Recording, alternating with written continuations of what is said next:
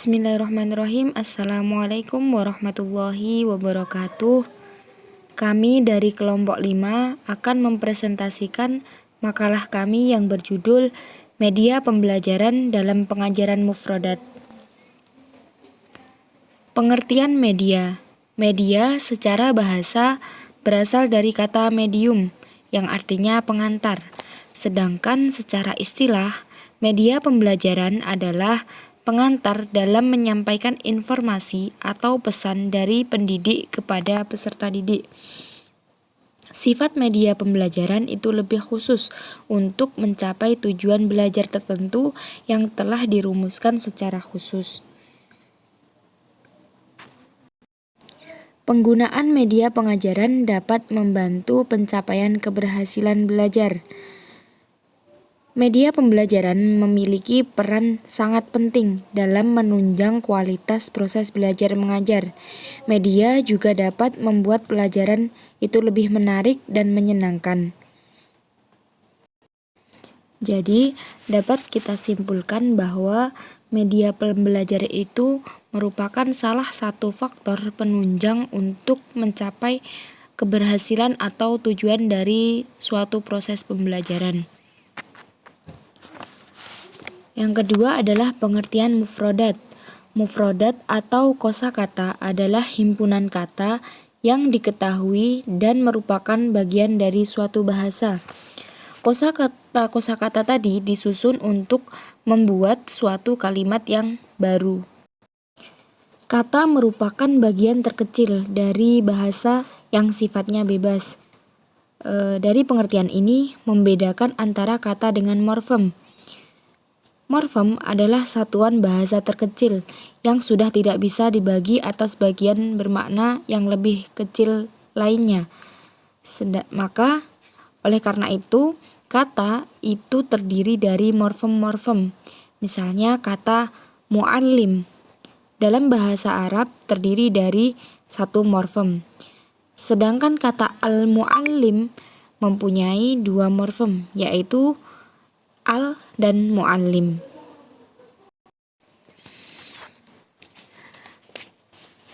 Kata atau mufradat itu jika dilihat dari segi makna dibagi menjadi dua, yaitu makna konotatif dan makna denotatif. Makna konotatif itu adalah makna tidak asli atau makna yang tidak sesungguhnya, sedangkan makna denotatif itu adalah makna sesungguhnya atau makna kontekstual. Sedangkan jika dilihat dari segi fungsi makna itu dibagi menjadi dua, yaitu al-mufradat al-mu'jamiyah dan al-mufradat al-watsfiyah. Al-mufradat al-mu'jamiyah yaitu kosakata yang mempunyai makna dalam kamus, seperti kata baitun, qamarun, dan kolamun. Sedangkan al-mufradat al-wadzifiyah yaitu kosakata yang mengemban suatu fungsi tertentu. Misalnya huruf jar, asma al-isyarah, asmaul mausul, dhamir, dan lain sebagainya. Dari dua pembagian tersebut ada catatan yang perlu diperhatikan, yaitu yang pertama, dalam al-mufradat al-mu'jamiyah itu terdapat beberapa kosakata yang memiliki kemiripan makna, seperti kata ro'a, nadhara, syahada, yang artinya melihat, memandang, memperhatikan. Yang kedua yaitu terdapat beberapa kata yang mempunyai makna denotatif yang sama namun mengandung makna konotatif yang berbeda atau berbeda dalam konteks penggunaannya, seperti kata mata, tufia. Yang ketiga yaitu kata yang memiliki makna yang berbeda seperti kata faslun yang bisa diartikan dengan kelas, fasal, ataupun bab. Materi yang selanjutnya yaitu media pembelajaran mufradat. Adapun media yang dapat digunakan dalam pembelajaran mufradat itu yang pertama bisa menggunakan gambar. Gambar adalah hasil dari perasaan atau fantasi yang dituangkan dalam bentuk goresan.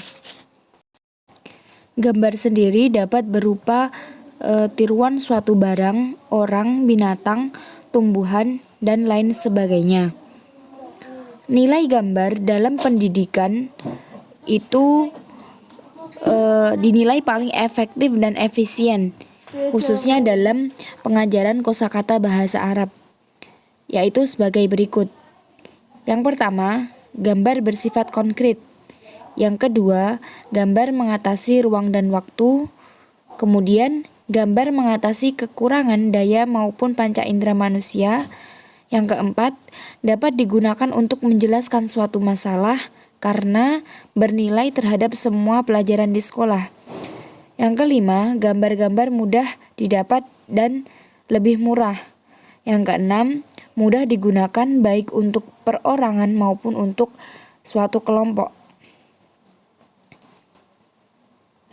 Menurut Kamal Ibrahim Barori, itu berpendapat bahwa media gambar dalam pengajaran mufrodat itu dibagi menjadi dua macam. Yang pertama yaitu gambar muraqqabah yang meliputi judul-judul bacaan, dialog yang menggambarkan suatu situasi. Yang kedua yaitu gambar mufrodat yang mencakup sesuatu yang tunggal, yakni satu benda, satu perbuatan, dan bentuk-bentuk tunggal lainnya. Kemudian media yang kedua yaitu media kartu bergambar atau flashcard. Media kartu bergambar adalah media visual yang berupa gambar yang dihasilkan melalui proses fotografi dan sejenisnya yang tidak bergerak.